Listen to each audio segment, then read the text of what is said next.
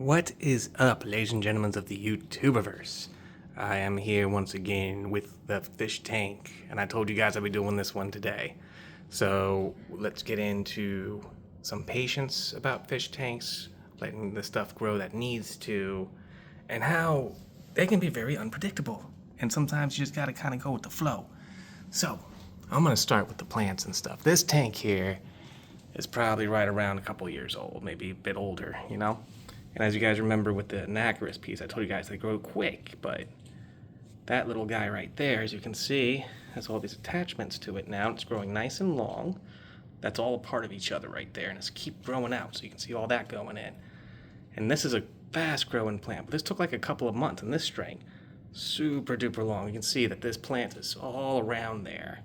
And these things can get up to about 12 inches on average, so that is a good size for that plant for sure. So you got some of those floaters and things, and I've been doing Anacharis and stuff, and you have sprouts of things that have been coming up. That stuff has been kind of coming out and setting up and everything. And yes, I do have a snail problem. The Malaysian snail snuck in. I'm going to be getting some assassin snails soon. I'm just nervous because I still have a Nyrite snail who's somehow found his way all the way up here on this floating log. He must have crawled up on the glass and then came around across to that. So that's pretty funny. Nyrites normally don't do that. It's normally a mystery snail thing when you see them all the way up there like that. But yeah, my little buddy there is Gary.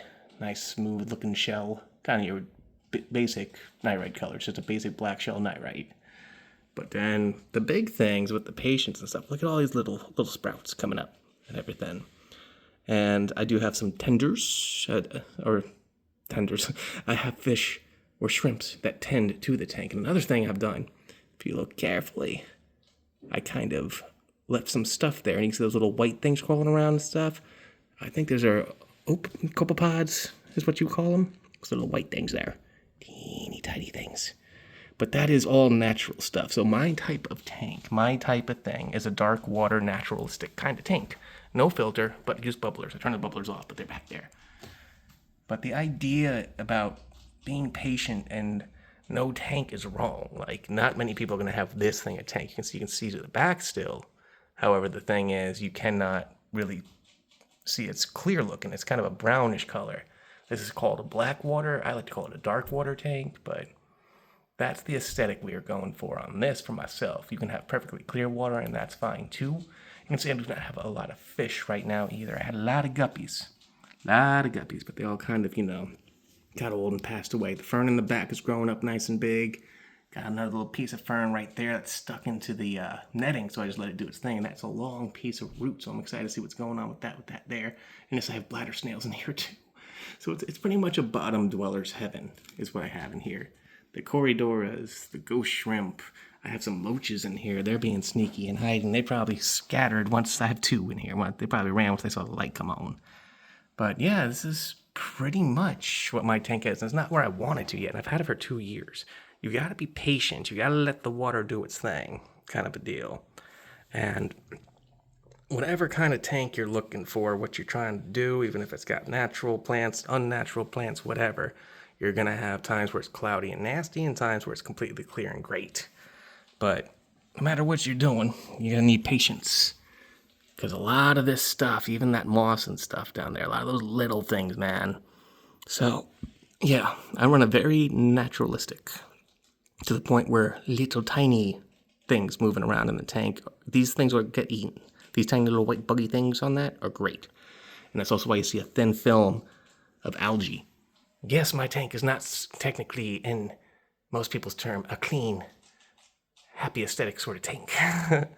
But now that it's cleared up and I can get more and more plants in there, things will definitely get better. They'll clear out. And you've seen from the old videos how bad the tank was before they started getting better. So it's just a patience game. And fish tanks are not as easy as people say, but it's also not as hard as people say, if you know what I'm getting at. And no matter what you're doing, you gotta be patient, whether it's a tank, whether it's a vivarium, whether it's with getting your creatures get used to you, whether it's trying to grow all them plants out, you got to have patience and a lot of love. Those two things together make your dream tank. Some of you look at that and say, hey, that's a pretty cool looking tank. Others of you are like, why is it so brown and dirty?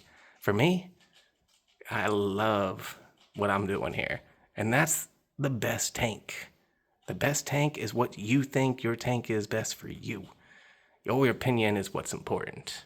It doesn't really matter too much what other people say.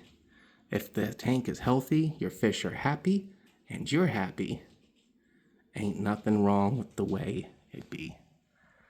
So just a little thing out there. I've had comments a lot, and I've even had someone say, not to be mean, and I like that you putting your tank up, but you might want to clean it before you start getting hate comments.